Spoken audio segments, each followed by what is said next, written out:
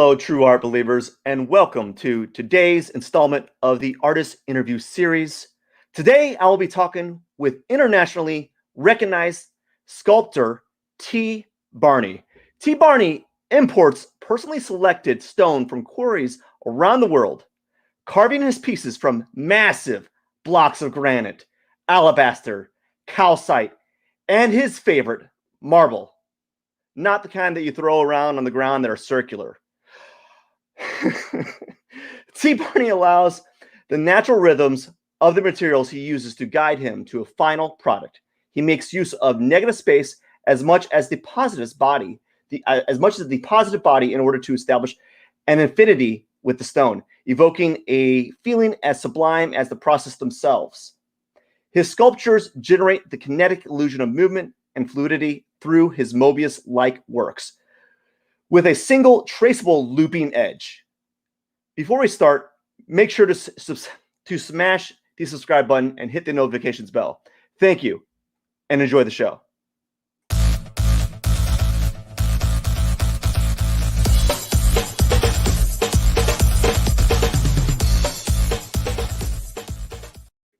Barny, Mr. Barny, how are you doing today?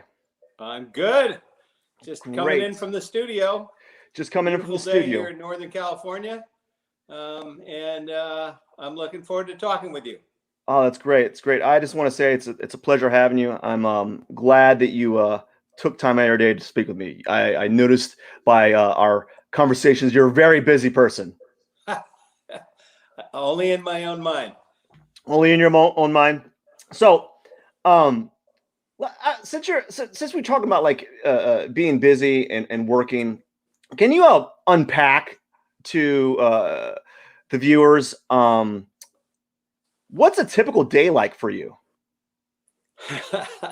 My favorite kind of day is where I don't have any office work and everything is going reasonably well, and I can go directly to the studio and not have to pay attention to the internet or social media or phone calls or any business. I can just go to the studio and create. That doesn't happen very often, but that's my most enjoyable day, is to get right into the studio first thing in the morning. And then the way it works here, though, is my office manager comes in around 9. That's Wendy. And we usually meet for a little while to clear up any quick business that needs to be done, what we're going to post social media wise, or what answers she needs to have to any questions that have come in. And then eventually I get my green ginger tea and go out to the studio and turn on the compressor because we use a lot of air powered tools. And at that point, I look around and see which block of stone I'm working on that really is calling to me for that work. So a few things that I want to ask regarding all that. What kind of questions do you generally receive during the day when you're talking about business stuffs? Okay, for this morning, a realtor had contacted us, and they're selling a multi-million-dollar house and wanted to know if they could borrow some sculptures to stage it. Oh, wow. One of my galleries called because they have a collector that is interested in a sculpture and wanted to know the availability of that. What else happened? We're planning a event here on International Sculpture Day, which is April 24th this year, and I'm invited 6 other sculptors to come and show their work here in the compound. And so we had a little back and forth with some of those sculptors as to what they're bringing, how many pedestals I'm going to loan them, and just little questions like that. And then eventually I got to go to the studio for until lunch. Do you get a lot of questions or a lot of inquiries about staging your work in these expensive houses? Probably. Well, this past year is different, but because of the vaccinations, and they're starting to be able to open that up. In the previous years, they probably staged houses maybe 6 or 7 times a year. It depends on how far they are away from here, and the and what my timing is. Am I in the middle of getting ready for a gallery show? Are we getting ready for something else? And I don't really want to spend a day or two moving sculptures, setting them up, and then once they have their meet and greet, do we loan the sculptures for a couple of weeks, or do we bring them home? So I like to do that. It's exposing my work to people that can buy multi-million-dollar houses, and sometimes that leads to a purchase. How often does that happen? Someone like walking around like, is the sculpture included? They're like, no, but we know the person that can hook you up. Exactly. Well, they let me have my information, or rack cards as we call them. Mm-hmm. That we have stands, and so anybody that comes in can take a rack card home, and then because we only do it really locally, say within an hour's drive, they can then also call and make an appointment to come up and tour my gallery here, my sculpture gardens, and my studio. Mm-hmm. And if we get them up here, it's a done deal. And they go home with something. That must be exciting then. Oh, it's very exciting, and I love having not to move my sculptures around a lot. I like people to come here and see them in the nice setting that I have. I'm going to there's a couple of pieces in the gallery here, couple more pieces, and it's really nice for me not to necessarily have to move them a lot. Yeah. I have, 5 galleries around the country, and I like to ship pieces off to them because at those different locations, people come into the galleries and they are allowed to touch and actually turn my sculptures, and that's different than just seeing a picture or a video of a sculpture online. Has anyone ever in a gallery setting bumped into a piece and damaged? No. Not even close? No, that hasn't happened. But what has happened is a couple of times my pieces were stolen. Oh, wow. They actually broke into the gallery at night and stole my pieces. So I guess they liked them enough that they felt they needed to take them home, whether they could afford them or not. And it must have been, they must have liked it so much that they were willing to get a workout to get them. Yes. Because I can only imagine. I don't know how much does a standard piece of yours weigh? Like the ones in your gallery. Let's like on average. Well, they started off at a lot. A lot. The piece behind me, if you can see this piece here, that actually started off at about 1,500 pounds. And you whittled it down. And I whittled it down, and now it weighs just about 90 pounds. So I like to take as much material off of the stone as possible because I have to lift it when I'm done. Yeah. And I don't always have a forklift available or a crane to move pieces around. However, on average, I'd say most of my pieces are under 75 pounds. Mm-hmm. That's just an average. So that answers your question. Does the pieces that you take off get reused, or is it just scrap? No, it's chips. Oh, it's chipped? It's chips. Oh, so it's literally nothing you do with it. Or is there some other way some other market that you are able to sell those chips to like maybe like gravel companies or like companies that need little chips of marble?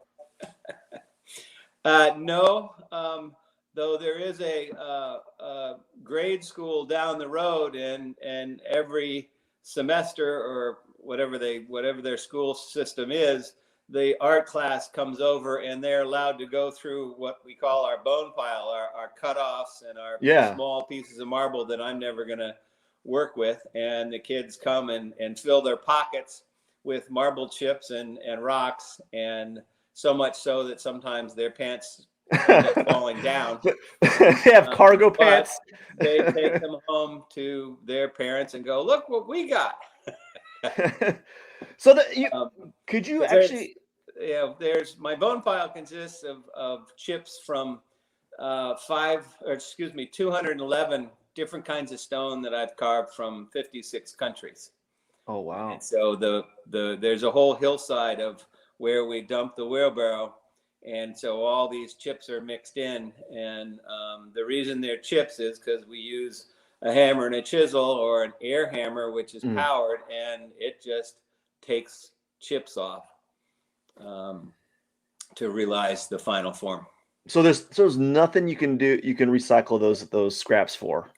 Well, I guess I would say I reuse them in a sense, like on this little piece here. Okay. Oops. There we go. The base is from a core. Okay.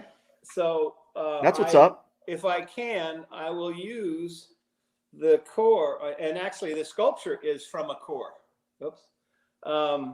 So that was part of a bigger piece, and I used a diamond core drill, which is a cylinder with diamond teeth on it, and it cores into the stone and takes out a long core of stone, and then I can cut those up and make a base out of it, or in this case, I actually made a sculpture out of it, but it's on the base is actually also a core. I can actually, I don't have one here. Don't have one available in front of me. Sorry. Is there, I don't know if there's a term for this, but would there be a term for like sculpture strength? Like someone who's a sculptor has like a high level of strength because you're hauling around stone all day? My back would say yes. I have friends that are pretty good stone sculptors that are female, and for the most part, a lot of them I consider tiny. Yeah. And so they got sculptor strength. Work a little smarter in moving the stone, or not having to move the stone, or getting help to move the stone, as opposed to big brawny muscling the stone and moving it around. They use wedges and rollers and levers to move the stone to the position they need it to work on it. So anybody could be a stone sculptor. You don't have to have brawn. Yeah. Did you when you were younger, were you more physical with the stone? Yes, I was. When I first started off, I didn't have a forklift, and so I figured out ramps and pry bars and rollers in order to get the block up onto the carving table, or an engine hoist, say, as opposed to just cheating and using a forklift. But the forklift definitely does make it a whole lot easier to move blocks around, turn blocks, and all those things that you get to see on my website or on my YouTube channel. So tell me, what was art like for you as a child? Well, as the story goes, I made really strange sandcastles on the beach instead of drip castles or making it look like a castle. I got my friends on the beach to pile up sand and make shapes and cut into them, and they were my first abstract sculptures. Hmm. Did you so there were what kind of sculpture is that called? Like when it just disappears with nature. Is there a name for it? It might be some sort of Name installation art, temporary, temporary art sculptures or temporary temporary sculpture. Yeah, installations, like those artists that go around and stack rocks up in nature and take a photo of it and walk away. sure, You sure. know. Andy Goldsworthy, Hmm. um, to name a few. Uh, that's yeah. I wasn't. Um, Most of the time when we were making these sandcastles, I tried to make the abstract shapes a little farther away from the ocean than it, so it didn't get destroyed right away. But even that was cool, having the ocean come in and wear away at Hmm. these shapes, and some of them, were like 4 feet tall. And so the ocean came in and sort of added to my sculpture. How old were you when you were doing these sculptures? Probably about 7 or 8 to until I was about 13. Hmm. And I was then, lucky enough. My aunt had a house down in Laguna Beach, and that was pretty much my summer camp because she didn't have any kids, mhm. so she had me all summer long, and the houses on either side had lots of kids, so a great summer camp of surfing and hanging out on the beach and making abstract sandcastles. Um, I also always liked using my hands more, making shapes in different things than actually doing drawing or life drawing or anything like that. I had that formal training at Rhode Island School of Design that we had to do figurative work and we had to draw and do perspectives and isometrics and um, become a draftsman really, as opposed to me just wanting to build things and glue blocks of wood together or anything I found and just with glue things together just to make shapes. So was 13 around the time when you shifted from sandcastles to stone, or was there intermediary like media that you worked with prior to Um, working with stone? well, uh, that's a good question. I've never had that asked. Um, I think I was trying to do more drawing and architectural drawings mostly, and landscape paintings or landscape drawings that took me away from actually building anything like a sculpture. Um, and I really didn't start stone. Um, in high school, great art teacher who I've just become friends with again on Facebook. Oh, shoot, knew I was going to forget his name. Um, It's okay.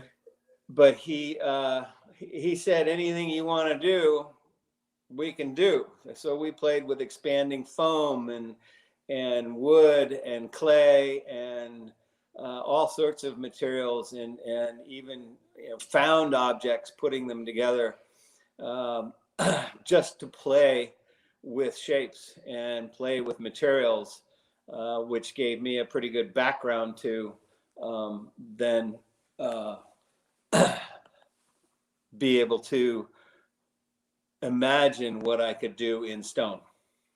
What was your first material that you used that you was your like first true passion or love before stone? Like just like right before. Like I like this. I don't see myself not working on this material forever or whatever. I would probably have to say it was wood because it was easier to carve a little bit. Hmm. And just taking a section of a 2x4 and whittling on it Yeah. and shaping it, and a smaller section, not a whole Yeah. long 2x4, but being able to use a sharp knife and carve shapes into it and make it as abstract as possible. So, I had the question about materials. Oh gosh. Oh, I had it, but I'm gonna go back to my other question. Let's go back to International Sculpture Day. Talk more about that. Uh, well, the International Sculpture Center was put together and started by some sculptors I think in 1978 in Kansas. And I'm not going to be able to come up with a main guy that started it. But it was basically to share sculpture with people that might not ever have thought of sculpture. And they started having a membership, and then started having symposiums to talk about sculpture and how to get sculpture in the public, or how to do certain kinds of sculpture. And 7 years ago, and it grew to be, it was called International Sculpture Center, but it eventually grew. It really did get international, with thousands of members around the world. And about 7 years ago, instead of just having these sculpture symposiums, if you will, they thought of, why not call a day International Sculpture Day? And people can have events around the world, and especially now with the internet, those can be live demonstrations, they can be lectures, they can be whatever you want, and any sculptor can do them. Mm-hmm. And 7 years ago, when they first came up with it, I was one of my favorite shapes is the Mobius strip, which is basically a loop of paper, but you give it one twist, and so it has one edge and one surface. It's called the Mobius strip. I had been already trying to devise a way to make the largest paper Mobius strip, and then it became the largest painted paper Mobius strip. And we got some really long rolls of pretty heavy duty paper, made a big Mobius strip, and then hung them, and brought a bunch of paints and had an event around it where people came in and painted on this Mobius strip. And because it's a continuous loop, we paint a section, and then we can roll it over and paint another section until you've done the whole piece inside and out. And of course, I wanted to be in the Guinness Book of World Records as having the largest painted paper Mobius strip, but they didn't have that category. They had the largest or tallest paper sculpture, which we kind of tied that a year later, when we had the official measurement of a 9-foot tall Mobius strip. And my argument was, well, if it's 9 feet tall, it's actually 18 feet long, because it's a Mobius strip. So if you measure all the way around the loop, you get 18 feet. They didn't really buy that. So I got an honorable mention, but I didn't make the largest paper sculpture. Is that something you're from there, International Sculpture Day, we just decided that would be something fun to do every year when they had it and host it. And I have a wonderful place that we have events at anyway, my gallery and sculpture gardens. And I think 2 years in a row, we actually did painted rocks. They were, little rocks that you paint sayings on, or to make them look like butterflies or frogs or baked potatoes. And that was a lot of fun. Lots of people brought their kids. And so we had, 100 people here painting rocks. And it was still sculpture with paint. So like, do the guests come in and take some of the rocks home with them? Like it's like a little souvenir? Exactly. And some people actually brought rocks and then painted them here. We had, I don't know, about 4 or 5 stations with different color paints on each table. And you just sat there and painted a rock. Some people did a lot of rocks. Some people just did one. We would then take pictures of them holding up their rock so that we could document the event. And so that's 2 years running now, or have you done it longer than that? No, I've been doing International Sculpture Day for 7 years.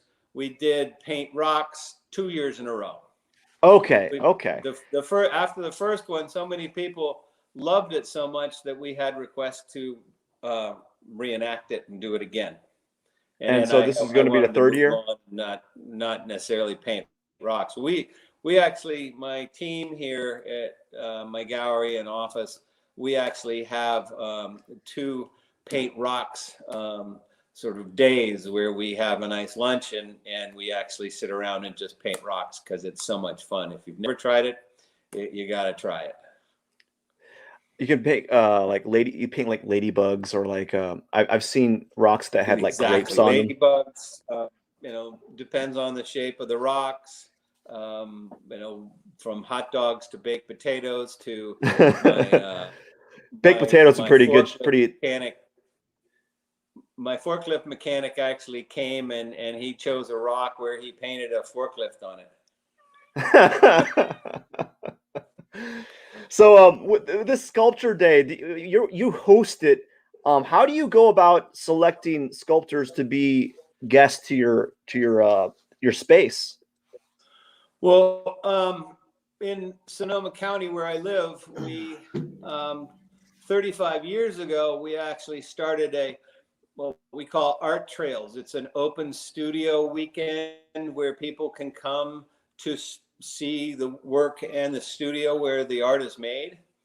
Mm-hmm. And so in Sonoma County, we actually have, I think we're like at 160 different artists participating in this open studio weekend. And actually now it's 2 weekends.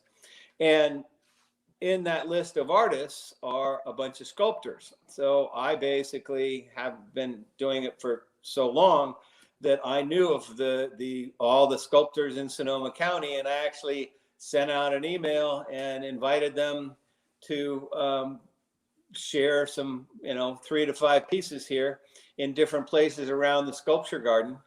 And we decided that 6 other sculptors was enough. Mm-hmm. And we could host more, but it was becoming like herding cats. And some people were like, well, I don't know whether I can do it. And I needed a commitment because we did advertising and press releases and we did a postcard. Hang on. I didn't grab a postcard. Stay there. We're staying here. I'm staying here. I'm not leaving. And my only disappointment is in inviting these other sculptors.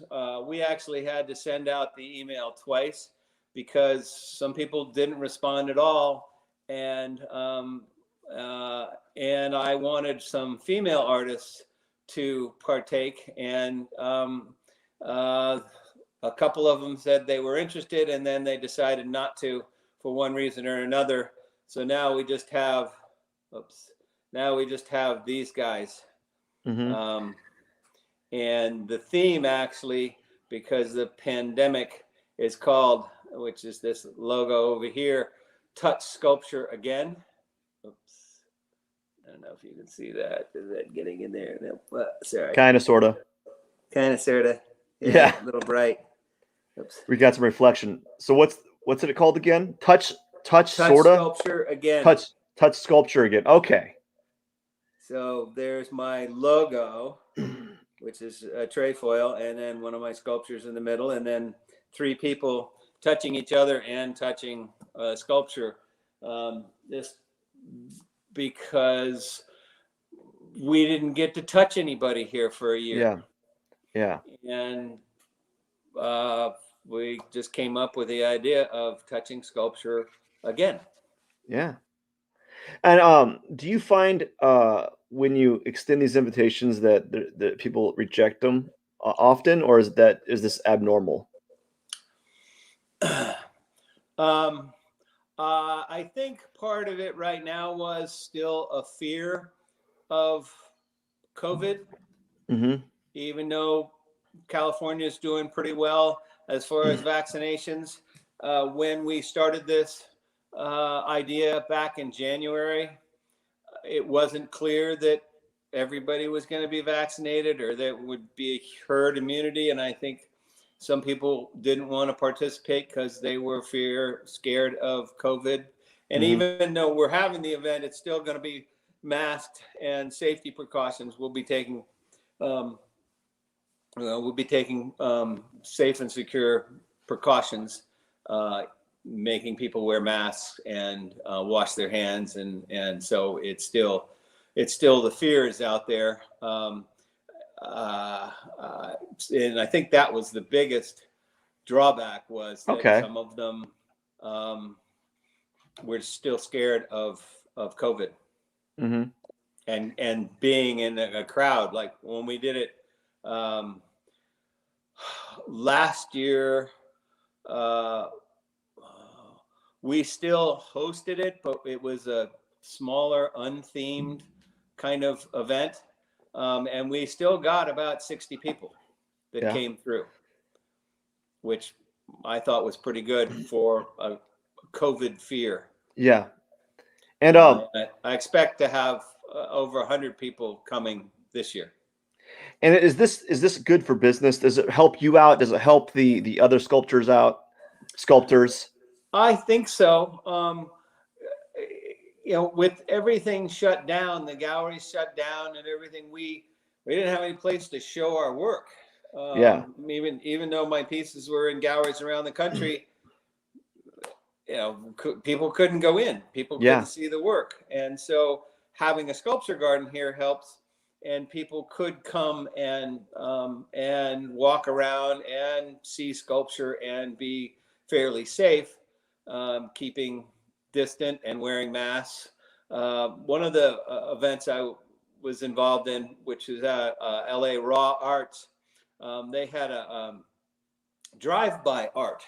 Mm-hmm. And that was put on by Raw Arts in LA. And it actually ended up having 3,800 participants. Oh, wow. Around the country. It was National Arts Drive Day, and it encompassed, artists put their artwork on the street, if you will. So you didn't even have to get out of your car, and you could drive by and see art. And I have a loop driveway here that goes through the middle of the sculpture garden. And so people drove in and looked at sculpture and then could leave. We did say you can stop and walk around, and a lot of people did that too. So it's just trying to expose people to sculpture and show that art can still be seen safely. Is that one of the ways that you as an artist changed, pivoted and to expose people to your art? Like, because the galleries shut down, what were some of the ways that you created a new experience for people that are looking for sculptures? Well, last year actually would have been my 40th year of being a professional sculptor. And we had been planning over a year before to have events and to have gallery openings in my galleries around the country. Basically an event once a month, all over the place. And that went away. So the biggest pivot we did was to I think we entered 18 different virtual shows actually around the world. And that was a good way to expose my art to people around the world, the sales were not as much as I would have liked, or as much of what might have happened in these different live events where I'm there talking to people about my Yeah. work in the galleries or at the art centers. And I actually saved money in these virtual shows because I didn't have to ship the sculptures to Germany or to London or to wherever, to Spain. That's got to be a pretty penny. How much would a price? What's the price tag for one sculpture sent to Germany or Spain or anywhere across seas? Approaching $1,000. Woo! One way, more, depending on the piece. One piece, yeah. One way, and one way. And do those pieces usually also, sell? You have to, there's customs, there's all sorts of things involved in international scope and shipping that we don't necessarily have to deal with in the United States, but there's customs and tariffs and what's the value of this sculpture and so on and so forth. So the shipping itself would probably be, most of the time it goes air freight, so you're talking about $500, but then with all the other fees and things involved, it goes up to $1,000 to ship a piece. And do you, when you go to those shows or submit to those shows or ship them out, excuse me, do you have an idea that they're going to be purchased, or like you have strong knowledge that they're probably going to be sold? Yes. At that venue. Yes. And most of the time it's the deal with the gallery or whatever the event is, they have to be able to keep the piece until it does sell. Good agreement. It's like, well, I don't want to pay shipping back. No, well, the artwork goes to galleries on consignment for the most part, which means the artwork is consigned with that gallery and the gallery tries to sell it. And for the most part, the universal deal is the artist pays to get the artwork to the gallery. And if the gallery doesn't want the piece anymore, they have to pay for shipping back. So there's motivation for them to sell it. Exactly. So,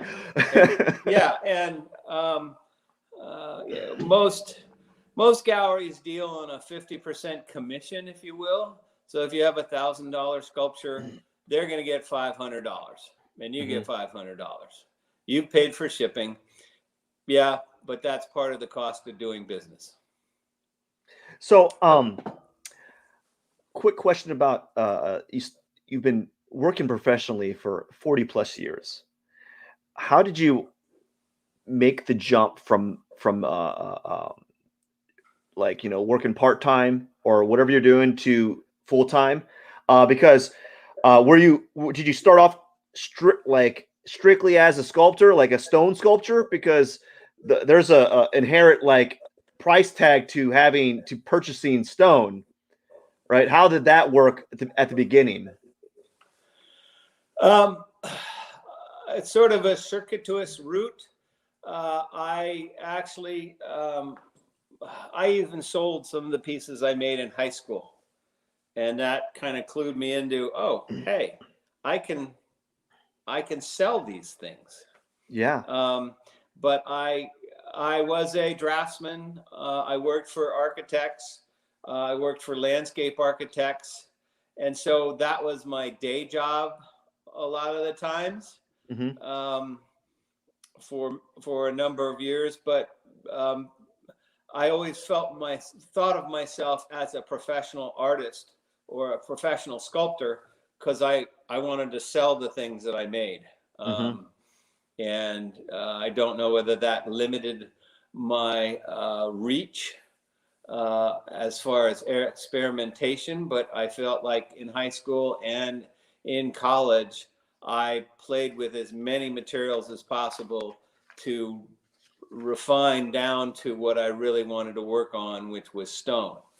Now, I also have bronze limited editions, and Tom Holland and I at Denison University in 1977, we built a crucible and poured hot aluminum there for the very first time. We actually read about it in a book and had seen some movies on melting aluminum and making sculpture out of aluminum. And so I loved that adrenaline rush of taking a solid, melting it into a liquid, and then forming a solid again when the metal cooled.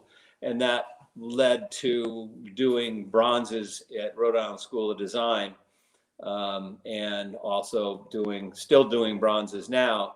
I have I think there's 10 or 11 pieces now that are limited editions in bronze, but all my bronzes come from sculptures I've actually carved. So let me show you one that's right here. I forgot to get all my props in the order. So this is a little piece called Thisbe, and I originally carved it in marble. Okay. And then from my training at RISD, I made a mold of this that then allowed me to make a wax that then could be cast into bronze. And then it's mounted on a base. And so, and one of the things I did study at RISD and at Brown were patinas, ancient patinas. Yeah. Which a patina to me is very important to the bronze. And this actually happens to be what we call a jade patina. But and it's heavy, so I'm going to put it down. You're not going to want to curl it for get some physical fitness. No, I've been lifting let's see, probably a 35-pound, 16-inch diamond saw today. So I've got my workout already. A diamond saw? Yeah, a diamond saw. It has a 16-inch diameter blade. Mm-hmm. That's how we rough pieces out and begin the shaping process. Is it so? So it's 35 pounds. Yeah, it's about 35 pounds. It's electric. I have a gas one also, but the electric is lighter and I have more control because I'm not fighting the weight of the gas powered motor on top of the saw. That's a lot of weight, and those are invented to cut stone or masonry out in the field where you might not have electricity. Well, I have electricity here, so I happen to like my electric diamond saws. Do you have any compressor units that allow you to lift objects like easily? What are those called? They have in warehouses that you can lift stuff up. Everything's on a system. Bridge cranes. I don't know the term. They're hooked up to compressors and hydraulic lifts.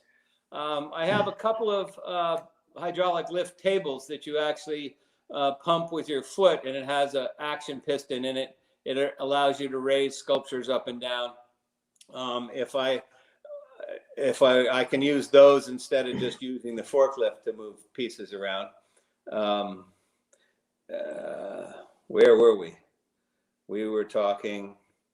So the bronzes, to me, my bronzes are different than most other bronzes you see because the original was modeled in clay or plaster or plastiline or wax even.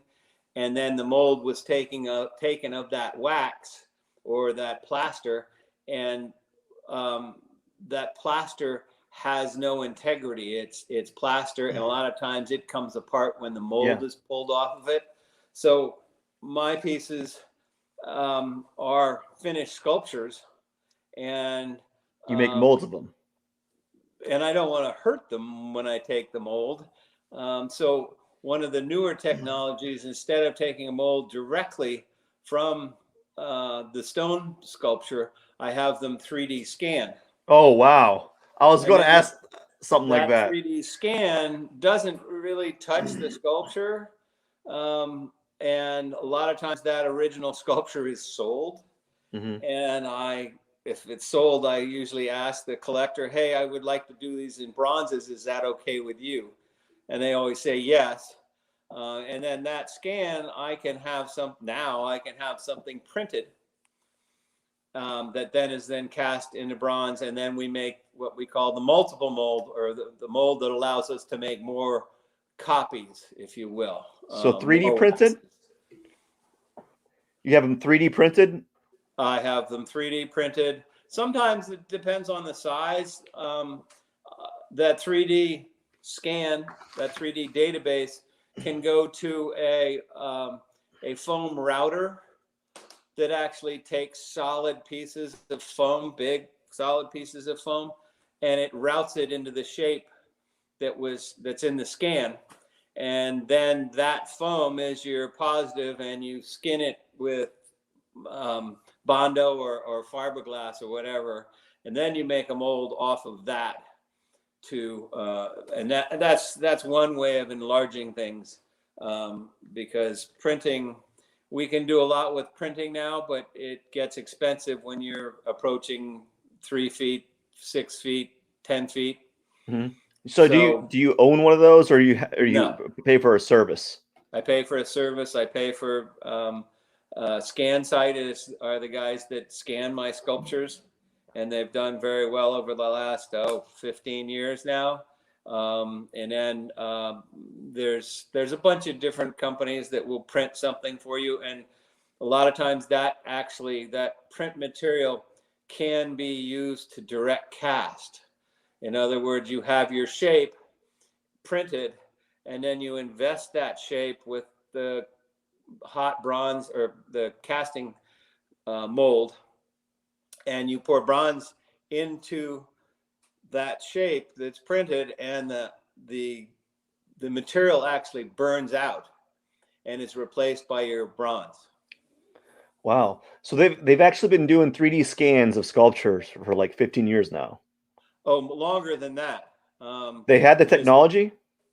It's a newer technology. They've been doing it a lot longer, but it's become more affordable for the everyday sculptor, as opposed to, I remember having my thumb, and this is probably, maybe 25 years ago, having my thumb scanned.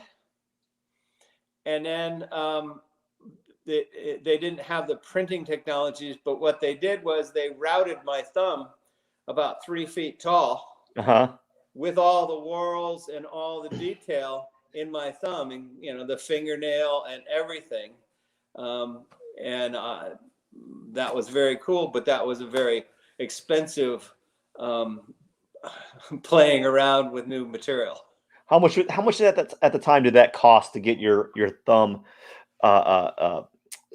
CNC routed? Probably at the time, maybe $250. It was part of a demonstration we were doing when the International Sculpture Center had their conference in San Francisco. And in San Francisco, there's a lot of technology going on. And so I talked to my guys that I'd been following and said, we should do a demonstration where we scan something and then we route it. And that's what we did. So I got a discount. Do you find that you're, as a sculptor, you're embracing newer technologies, and also, are there some old school sculptors out there that are having some resistance to that? Oh yeah, it goes both ways. Michael David Smith, who's a sculptor that lives near me, was a professor at SUNY in New York, but he was really at the forefront of he designed it completely 3D in the computer. So he would make a shape in the computer, and then would have a block of stone actually routed into that shape with a diamond router and water, and just like a 3D print, the router just goes around and around this block of stone until it gets to the shape that he originally designed. On the other hand, there are purists that hate this new technology, and it has to be direct carved. And my argument to them is, a lot of times they actually are working from a maquette or a model to make something bigger, and it's kind of the same thing. It's just a faster technology.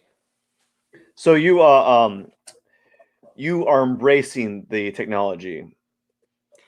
It's another tool for Okay. me, and stone sculpture is unique in that most sculpture, or all art actually, is additive.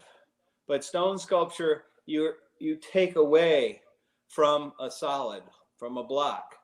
And wood sculpture is the same way, but we have subtractive minds. We think about what this would look like if we took that corner off, or we took this part away, as opposed to building something like welded steel sculptures, or even paintings are additive.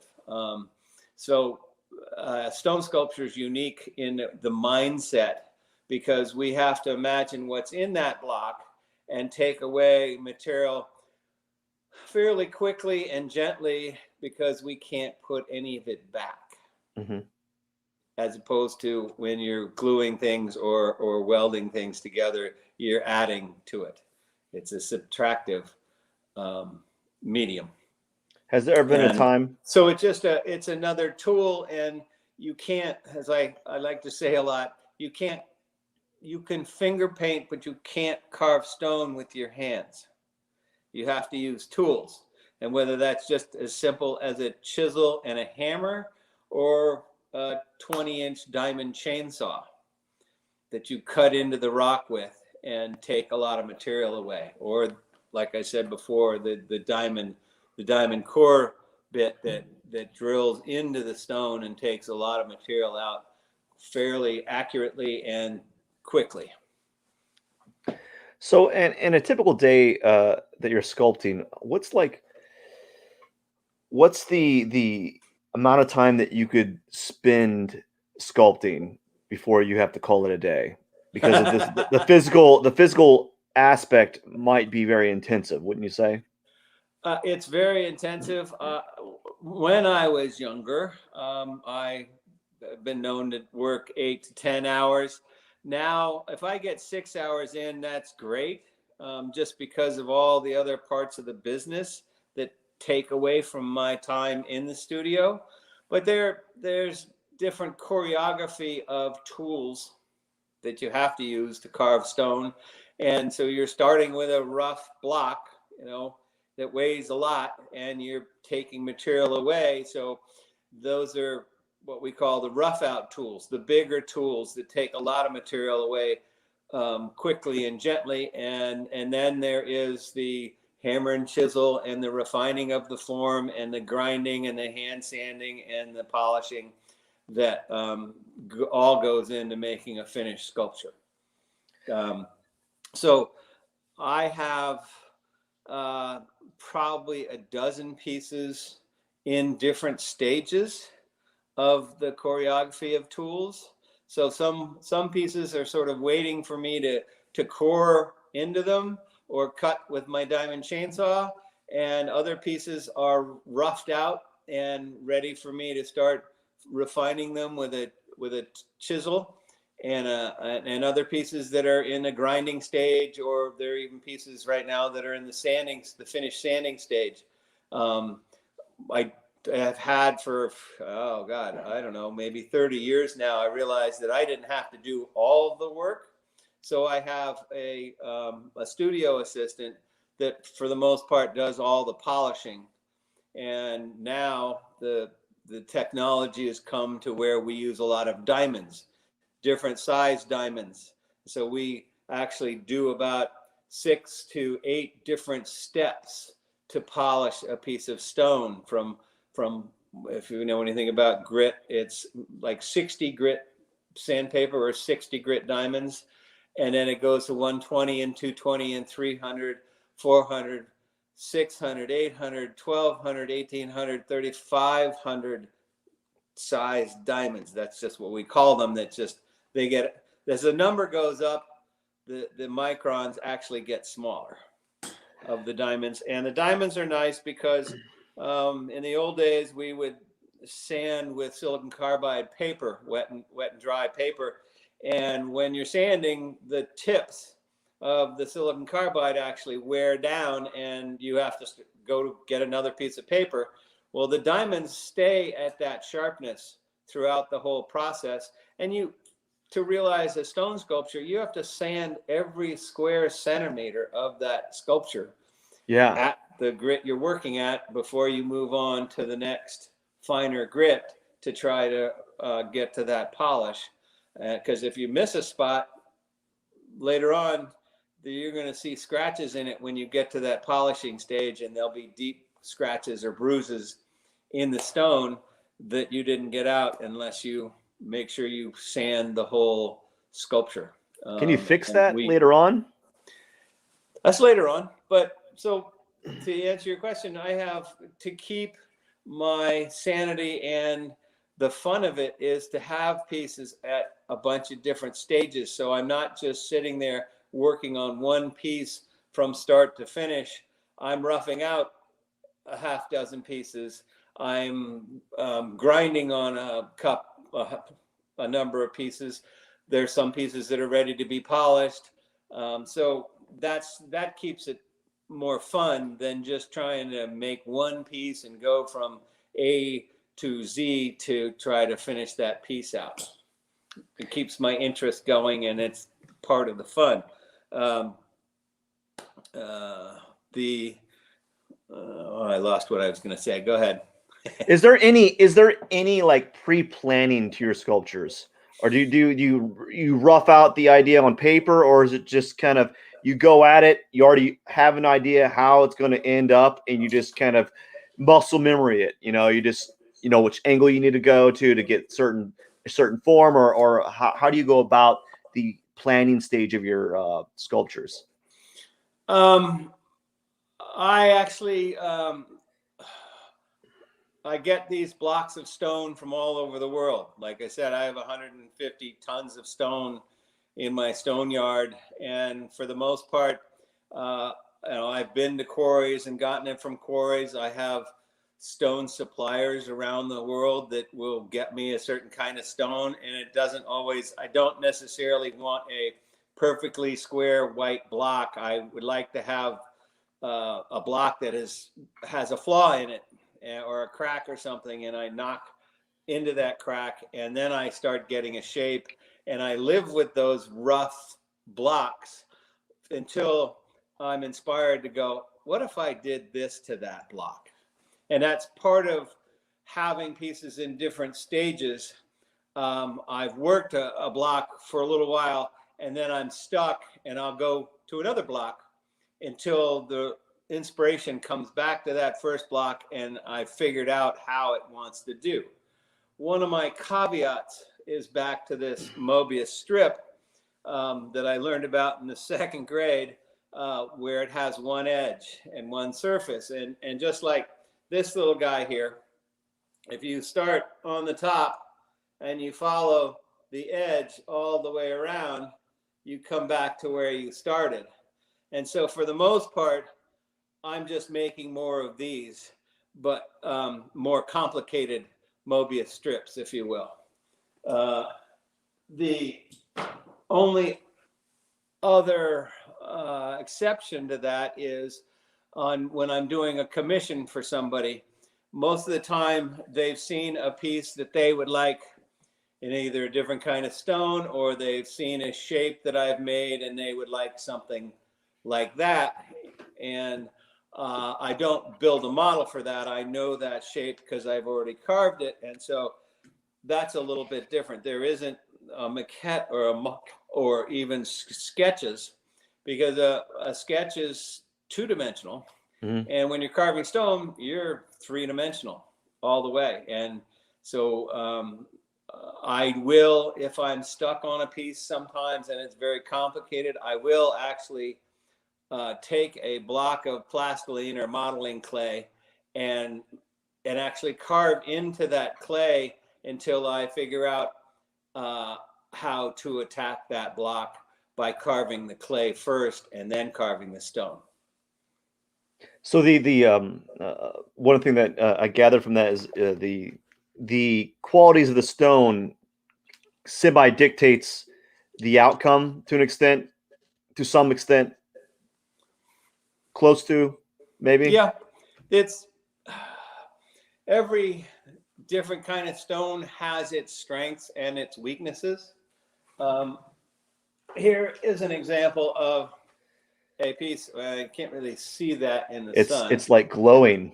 Yeah, this is Utah calcite, and it's very translucent, as you can see. I don't know. Does that get better? Yeah. But it has no grain, and it is very fractury and can split really easily. So you have to kind of know how the stone is going to perform with your tools, and that can direct how what shape is going to come out of it. The stronger the stone, maybe the thinner you can get it. For me, the most part is I like translucent stones. One of my professors at Rhode Island School of Design was a guy named Dale Chihuly, and we're still friends 40 years later. And he calls me a frustrated glass blower carving stone. And he's right, because I love translucent stones. I love what the light does coming through. As you can see, well, we've got too much sun in here right now. Yeah, you got a lot of windows. Yeah, well, this is the gallery, and it doesn't have any wall space for paintings, but it has a lot of light. What was it like learning through or experiencing Chihuly's guidance?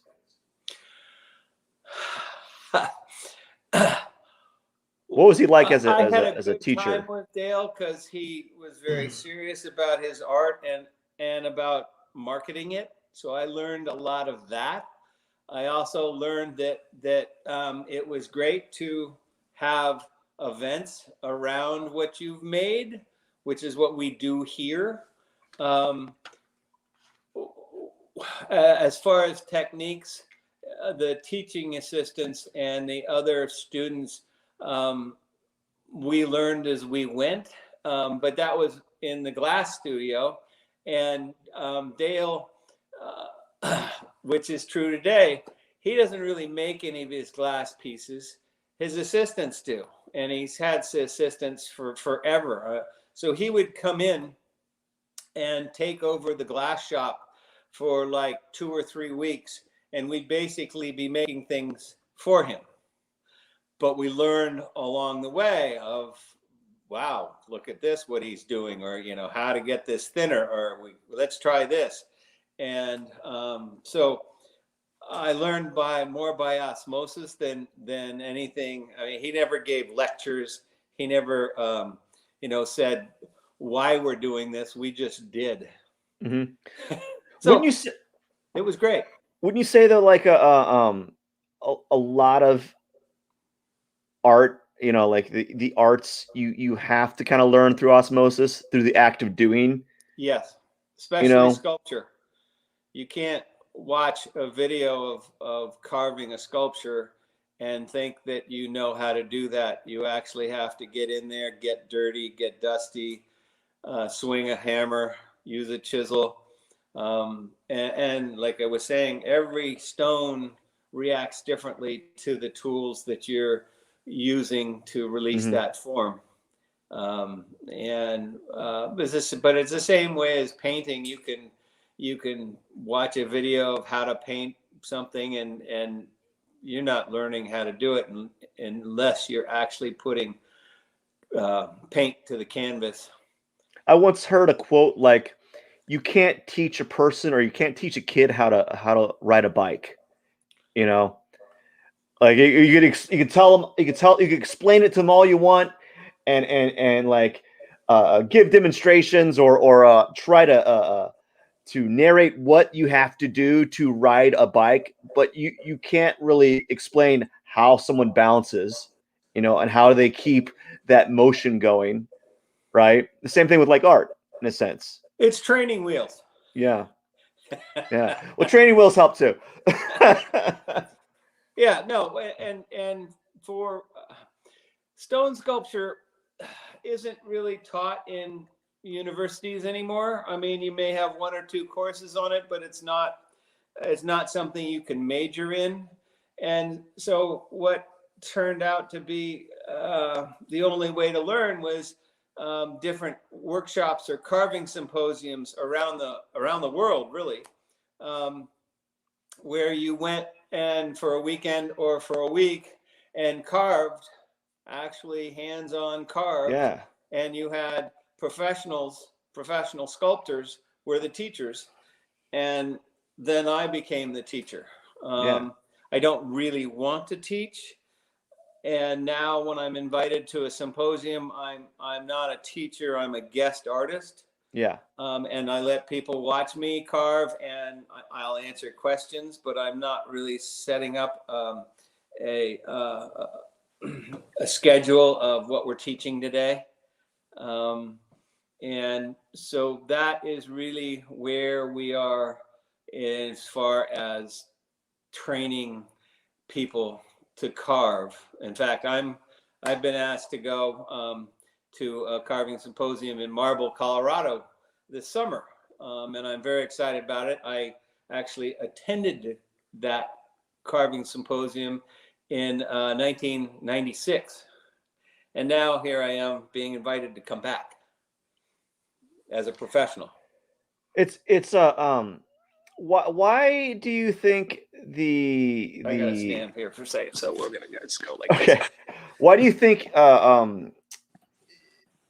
they don't colleges or universities have stopped sculpture programs, or that field of learning?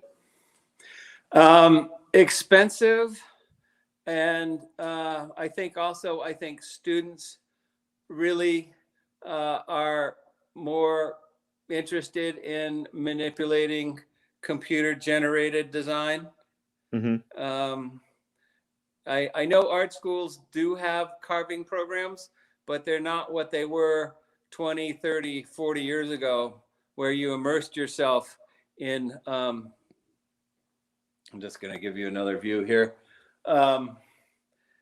in carving. And even at Rhode Island School of Design, we weren't allowed to use power tools for the most part.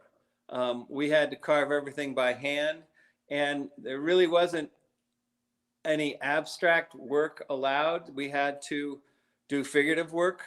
I mean, you could carve trees and birds and eagles, and that's what I learned how to do. And I think the reason I'm so abstract now is because I'm revolting against all that training. They put a bad taste in your mouth after all those years of doing all those academic sculptures.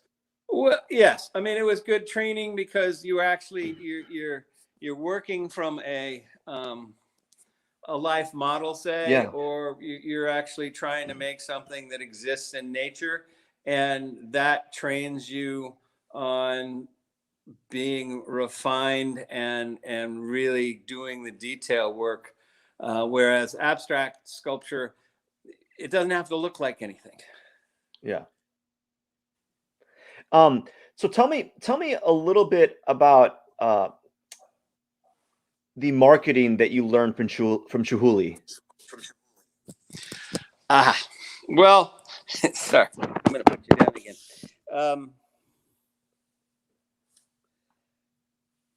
Yeah, I learned by just watching and listening and helping out. I mean, the first piece I helped them work on, we froze big, we froze fluorescent tubes in big chunks of ice, and we had to build the molds to freeze the tubes, to freeze the ice in. And then, and it's very cool because the fluorescent tubes lit up the ice from the inside. It was all about the event. Once we'd made all these pieces, and he invited people to come and take pictures and document it, and it was a happening, as opposed to just being sterile and putting some pieces in an art gallery. It was more than that. It was, wow, look at this, look what we made, and it's melting. And he also, I learned a lot about presentation in photographing the work. And we used to shoot his pieces on a mirror and a backdrop, but on mirror, so that not only did you get the sculpture itself, the glass sculpture, but then down below you got a different view in the reflection of the mirror.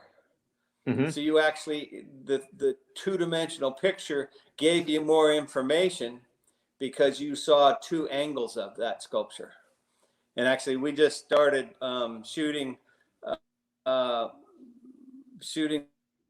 pieces like that again, where the sculpture sits on a mirror, has a back, but then you not only get the sculpture, but you get the reflection, and that gives your eye and your brain details that just the picture of the sculpture wouldn't get you.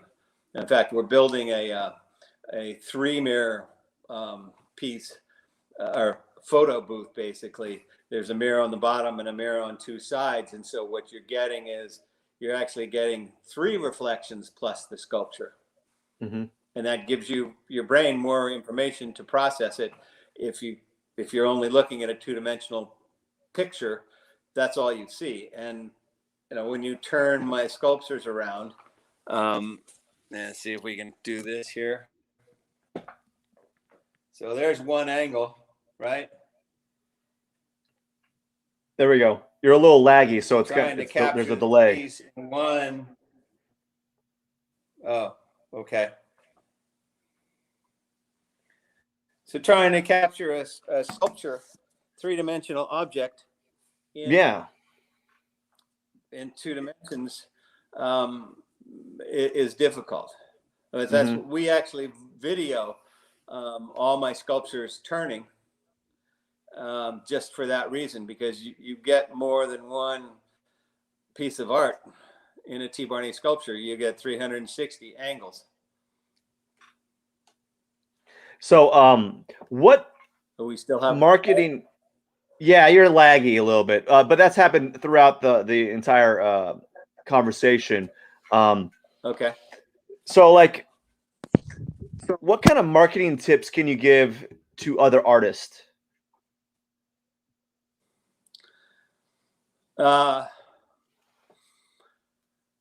Don't be afraid to show your art, and with digital photography and easy ways to enter shows, especially even virtual shows, using Entry Thingy or all these online.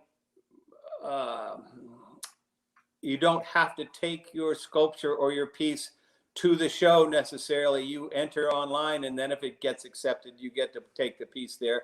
But don't be afraid to show your work around. Always be professional, and don't put pictures of yourself on your Facebook page, at a party. Try to have a professional page where you're talking about your work or you're showing pictures of your work. Always have business cards or pictures of your work in case somebody asks you, well, what do you do? Well, I'm a sculptor. Here, this is the kind of sculpture I make, or these are the kinds of paintings I make. Business cards, I think they're still important, even though a lot of people don't use them or don't think that they're worthwhile anymore, but I think they are. it's something you can give somebody, and if there's an image on there, they remember you from that image.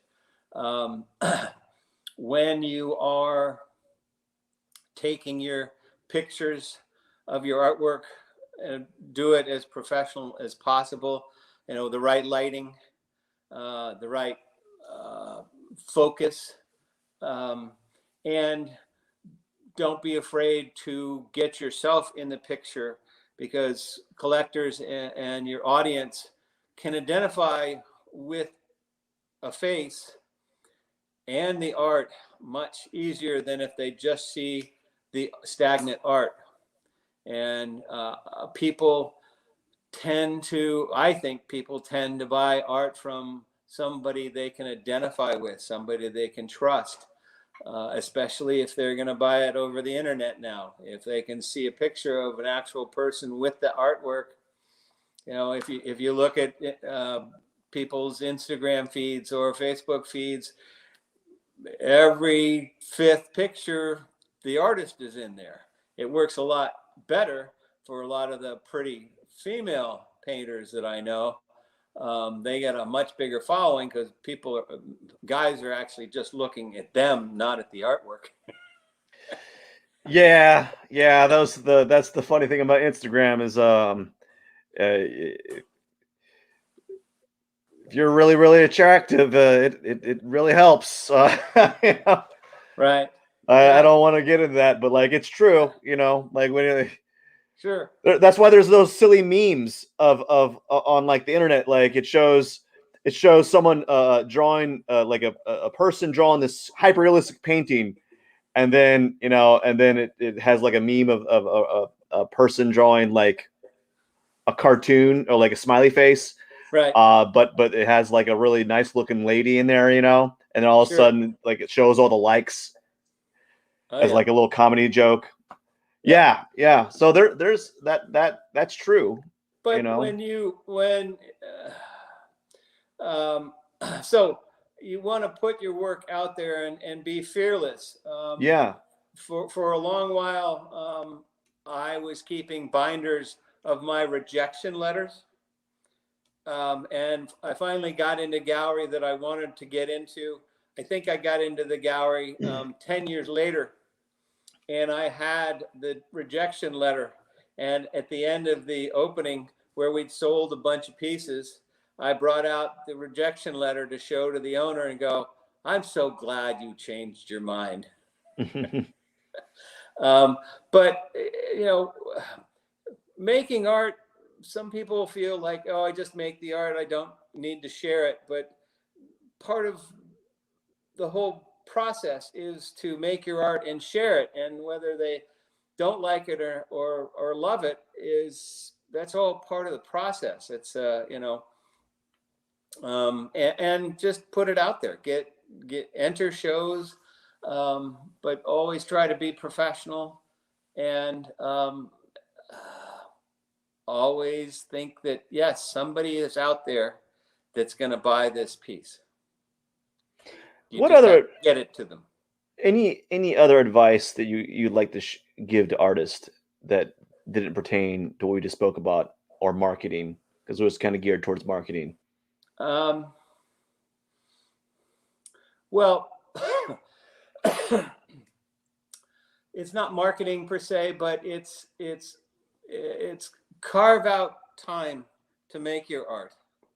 And try to be diligent about that, almost religious about it. I'm going to paint in this, on Thursdays from 9 to midnight, and do that. And even if what you get out of that, even what you're doing isn't what you feel your best work, you're still doing, right? Yeah. We talked about that. And, do I love every single sculpture I make? No, I like most of them, but I'm still doing, and I'm still willing to share that with the world. And there's so many easy ways to share your art with the world now, with all the different social media channels, and have fun with it. There Um, is this fear of doing from like fear of making errors that I encounter as a teacher, especially that like there's this fear that the of am I doing this right?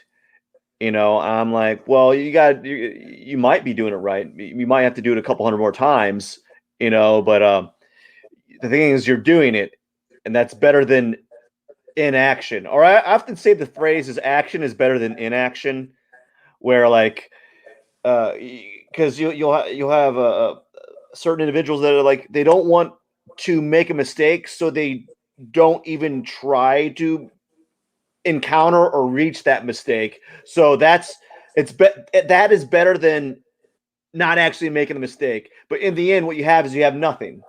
You yeah. know. Well, and you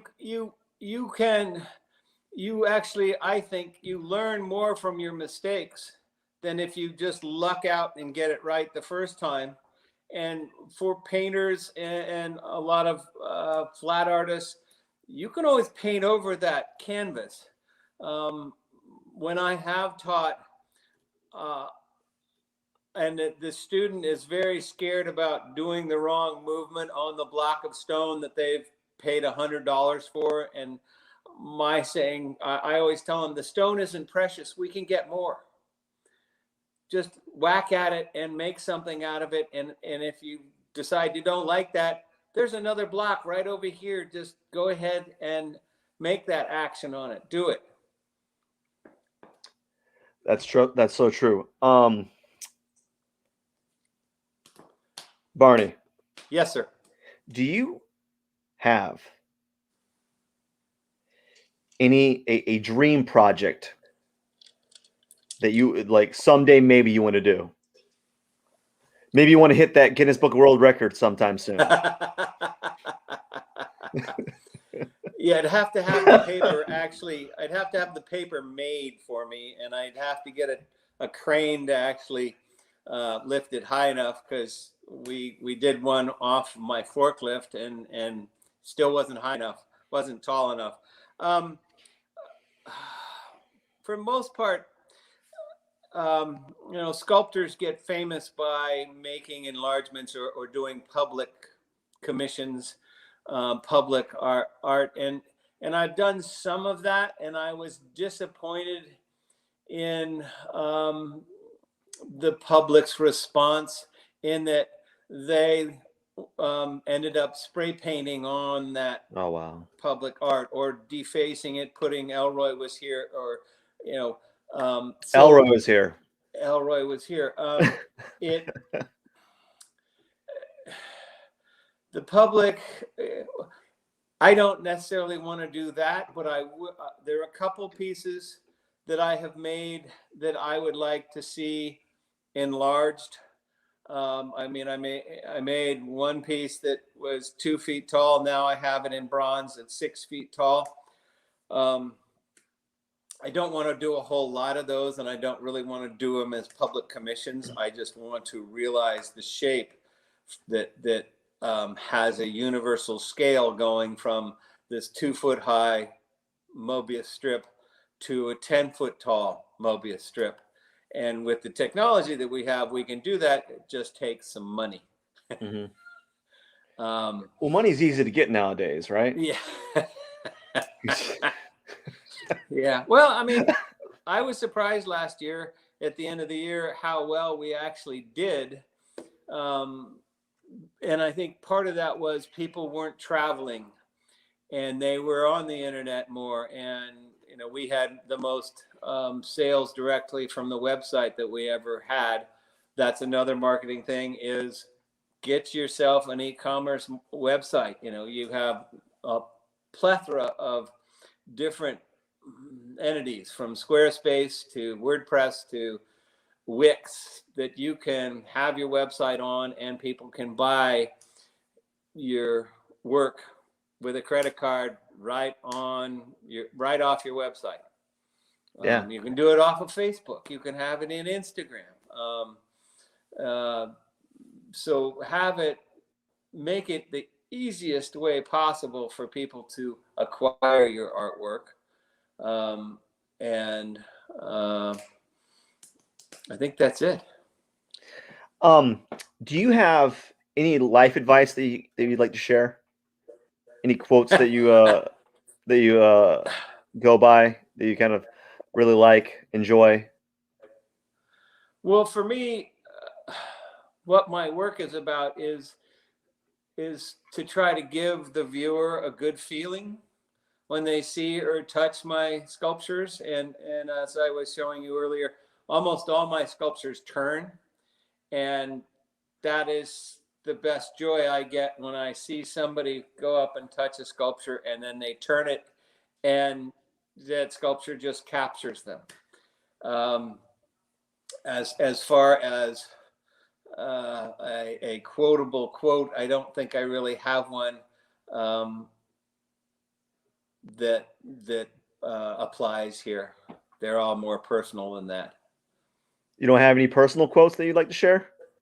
Not the ones that I keep close in. Close in. All right. One last thing, Barney. What's the main takeaway you want viewers to get from this conversation? If you want to make art, go ahead and do it. Carve out some time, experiment, play around, just do it. And hopefully in watching this, you've learned something. And I hope to see you on Instagram. Yeah. Barney, thank you so much for your time. I really do appreciate it. It was really nice talking to you. Where can people find you? Well, the website is tbarney.com, though we also have the address with an E in it. We also have stonewizard.rocks. And now I think we have sultanofstone.com, Instagram, T. Barney Sculpture, Facebook professional page is T. Barney Gallery.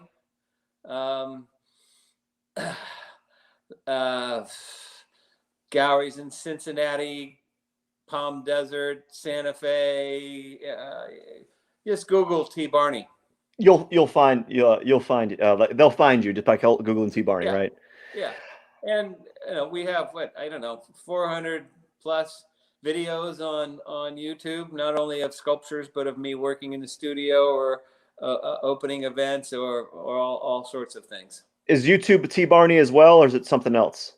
It is T. Barney, but it's actually T. Barney 4370.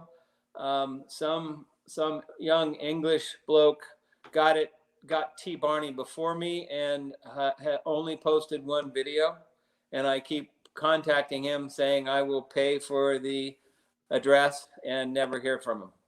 So what about T. Barney? If you go to YouTube and go to T. Barney, you'll find me. All right. Thank you so much, everyone, for watching. I really do appreciate you. Show your support, hit the subscribe button, and hopefully I'll see you next time on my next interview. Thank you very much. Cheers. Thanks, Matt.